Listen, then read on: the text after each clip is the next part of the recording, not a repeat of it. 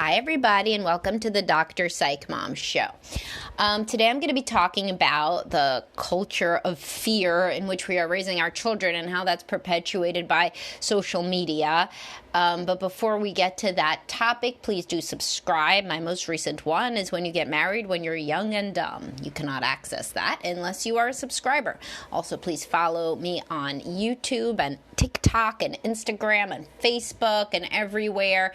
And also, please do join my Facebook group if you like talking to me and interacting with people that like talking to me. Anyway, so I saw this meme that was so enraging to me as a psychologist. So let me read to you the quote with my dramatic inflection. Lying down with your kids until they fall asleep is not a bad habit. Before we know it, there will be closed doors and independence, and then we will pine for the days when they needed to feel our hand on their back before they felt safe enough to drift to sleep. Oh my God. Like, where the fuck do I even start? I mean, I don't even know. This shit made me so angry. Okay, like, first of all, I've made, like, super clear, I've talked to you guys a lot. I was raised in an anxious home, which led to so many anxiety issues when I was a kid and an adolescent and a young adult. And this type of garbage is really pernicious because when you first read it, you just think it's, oh, mom's waxing rhapsodic about, you know, the passage of time. It's not just that, because of the word, which word don't I like? Safe. Why the fuck do you assume that your kid feels unsafe in his own room? Like, he's not going to feel unsafe in his own room unless you make him feel unsafe in his own room. Like, this is like that same thing when parents ask me, and I'm not angry with this person for posting the meme or for the woman who came up with the quote or anybody. What I'm angry about is the culture of fear in which children are raised that perpetuates massive anxiety in children. And in the description of this episode, I cited statistics which show that anxiety disorder rates have, gone up precipitously in children. And anxiety is horrible, If you've ever suffered from anxiety, it feels constricting and paralyzing and makes you feel like you cannot have a normal life, like that the world is dangerous and negative and like just all these terrible things that prevent you from kind of feeling free and confident in the world. So women have higher rates of anxiety than men. That's a biological thing. And so, and they're also primary caregiver more frequently. So you really got to watch your rhetoric of anxiety so you don't pass it on to your kids. And you got to look for these insidious ways that anxiety shows up in the ways that we talk, because language perpetuates, ideologies. So in this, why don't you just say something like, I don't know, I like cuddling with my kid, or my kid likes me cuddling them until they go to sleep. Like, I'm totally leaving to the side for the moment, or possibly for the entirety of the podcast, because I have bigger fish to fry here, how shitty it is for your marriage if you spend every night falling asleep with your kid, because that's actually what happens, like, you're a grown-ass exhausted adult, so if you're staying in there long enough for them to fall asleep, guess who else's ass is falling asleep? Yours. So then you're not getting out there and being with your partner in the limited bit of time that you have at night. But let's just shelve that, because culturally plenty of people co-sleep. Fine, that's cool, whatever, you do you. Maybe this woman's a single mother, maybe there is no relationship for her to erode by hyperfixating on the children. I don't care. So what's the point, though? The point here is that the child themselves is likely feeling anxious because you're saying they're supposed to feel anxious. Where is safety a part of this? Like, you like cuddling with your kid. Your kid likes when you're in the room. Guess what your kid feels when you're not in the room? They feel bored. They also may miss you. They also may miss the stimulation of being able to talk to you. They usually would not feel scared, thus necessitating the phrase safe enough to drift off to sleep. Why? So as soon as you use the word safe, This is like when I did that podcast on like which words to look out for when you're dating women to make sure you don't end up with somebody rigid and anxious. Comfortable. Oh my God. If somebody's not comfortable, holy shit. Batten down the hatches nowadays, right? Safe is another one. If a kid doesn't feel safe, oh my God, wow. Stop the presses. The kid doesn't feel safe.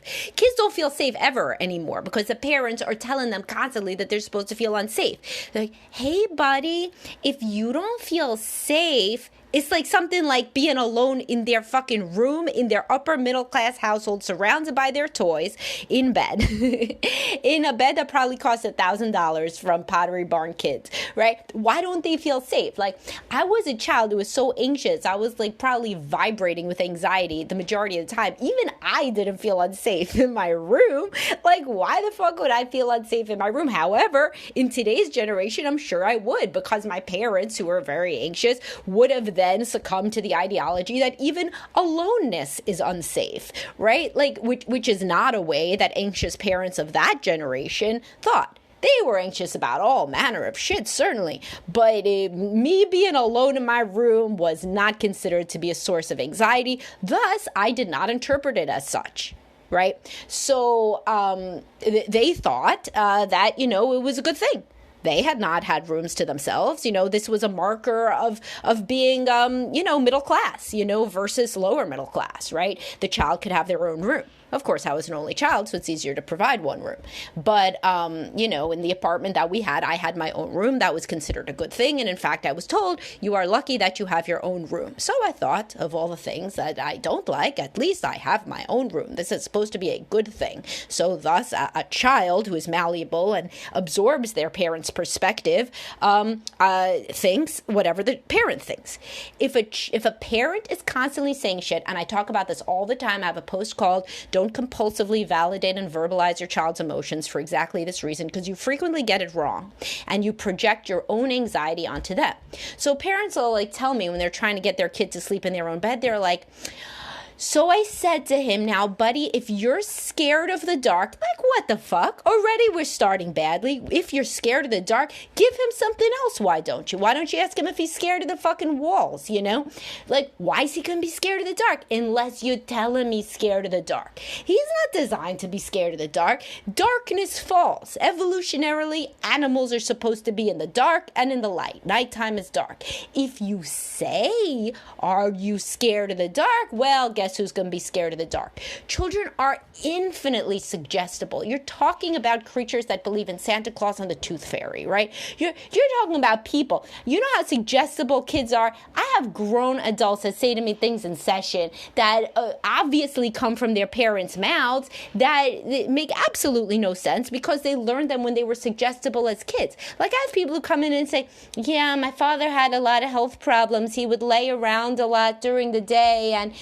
this and that, and then finally we'll be talking and we'll realize the guy was an alcoholic, right? But I mean, holy shit, the kid was taught that daddy was sick. So a grown-ass adult who makes a lot of money and is very smart will still, that's the power of suggestibility in children. He will still follow whatever was told to him as a child, even if it makes no logical sense at all, such as not realizing that one's father is an alcoholic because one was told that instead he was sick, right? So children are infinitely suggestible. And there's this whole idea nowadays, this whole philosophy that children make their own decisions about shit. Like, people use this very, very unhealthily, right? So people say to me stuff like, yeah, my daughter, yeah, she's starting to understand that dad's a bad guy. Yeah, she's starting to understand that dad is just, meaning her, the woman's husband, right? Or ex-husband, is just not a good guy. And I'm like, oh, does he yell at her? No. She's picking up on the passive-aggressive behavior. I'm like, oh, how old is she? Oh, she's 4. She's 4.5. She's very, she's gifted, I think. She's an old soul. What in the name of fucking 4.5-year-old child's going to think that daddy's passive-aggressive? Unless the kid is picking up on the mother saying, Bob, you're being so passive-aggressive, you're making the kids hate you, right? I mean, let's be real here. Kids pick up on exactly what their parents tell them. So in this case, this parent with the best of intentions, who I'm really not maligning, despite how it may sound like that, I'm really not, like, she is just somebody who is in this culture, she's probably saying something to the kid like, oh, honey, do you feel safe when I'm here? Well, shit, yes, then he will, right? I mean, then he'll be like, I guess I feel unsafe when she's not here. Instead, what if she said something like, I know that you're bored when I'm not here. I know that it's more interesting and exciting when I'm in bed with you. However, I have to get to sleep, and so do you, and you gotta learn to go to sleep by yourself. Right? I mean, you got to go to sleep by yourself. I got to go to sleep by myself, and I'll see you in the morning. Good job, staying in your own bed. And if you stay in your own bed like this a lot, then we can do more fun things. One day you'll be able to go to sleepaway camp and stuff like that. You got to learn to sleep without me in the bed. That's something she could do, if, of course, she wanted to train him that way. It's a wonderful skill to learn to sleep on your own and to do really anything on your own. Independence is good. Independence is good. That should be a mantra for today's parents. But let's say she doesn't. Let's say she wants to cuddle up with him every night, and there are plenty of cultures that co-sleep, so cool. So she doesn't still have to say safe. She could say happy. Like, I like cuddling with you at night. And he say, I like that too, mommy. And then we go to sleep. It doesn't have to be this safe thing. You could say that maybe she says it to herself, or she says it in a meme, but she doesn't say it to him. I mean, I don't know. That would be a hard sell. If that's accurate, then okay. But most people that have this language that uses a lot of words like safety and comfort and comfortable, they're saying it to the kids. And that's where the kids get it from, This idea where, and then I'll say to the kids, I say to the adults, I say, did you feel unsafe sleeping alone? They'll be like, oh, no, I didn't, but, my kid does. What the hell? Why your kid is any different than you? Everybody tries to think that they as a child were like somehow more mature than their child is. No, this is not true. And this is why people fight in front of their kids, because they're like, oh, he doesn't understand anything. He's just playing his video game. Like, oh, did you notice when your parents fought? Yeah. Well, what's different? What is different? Nothing's different. It's just you would like to believe that he doesn't notice that you fight. So you tell yourself in your mind that he's less mature than you were at the same age. It doesn't make any sense. It's inaccurate, and it's purely putting your head in the sand. So my point in this entire thing is look for these ways in which safety, this fetishization of safety, comes out in your everyday discourse to and about your children, because this is linked to anxiety in children. This idea, and the children will use the parents' exact words. You think that kids come up with this idea by themselves? They come up with no ideas by themselves because they're kids. It's as ridiculous as a 4-year-old knowing that daddy's passive aggressive, right? So the point is, how often are you saying be careful? What does be careful do? Nothing except inculcate fear, right? What does stay safe do? What is are you comfortable right now? Do you know what to do if you're not comfortable? Like what? Like, why are you got to say that one time? You got to say to your kid one time, basically in their lives. Like if somebody ever touches you in a place where in your privates or however you say it, then you should tell mommy and daddy, because that's not okay. You know how many, that's a weird fucking thing for a kid to hear. So they're going to remember it. They don't ever need to hear it again, right? So the doctor asks it every year, by the way. At least my kid's pediatrician says, now you know that nobody's supposed to do this except for mom and dad, right? And me, with mom's permission, basically before the genital examination. And the kid says yes. You want to say it to your kid? Live and be well. Say it one time. But it is such a bizarro idea for a child that an adult would touch their privates that, believe me, they're going to remember it. You do not need to say this more than one time, and there's some parents who say it all the damn time. They say it's like the weekly check-in, like, you remember, by the way, like as though a child could forget the craziness of like the bizarreness of this. You do remember that adults aren't supposed to touch your genitals, right? I mean, it's like, yeah, he remembers, like, no fucking shit. Like, of course he remembers, because it's so weird for you to say it, and all you're really doing at that point is like an obsessive compulsive thing on your end, where you're thinking that if you say this enough, you can basically prevent it from happening. And that is basically called magical thinking, which is a symptom of OCD. OCD is an anxiety disorder. So if you find yourself consistently talking about what makes your child safe and comfortable, and if you're constantly talking about danger and stranger danger and all of these things, and this is like a common part of how you talk, then it is likely that you, through no fault of your own, suffer from anxiety, were likely raised in either a similar climate or, ironically, one in which you were sadly neglected, and therefore you developed anxiety from truly being neglected, and either emotionally and or physically, and then you have resolved that your children should feel the safety that you did not, unfortunately and sadly, get to feel yourself.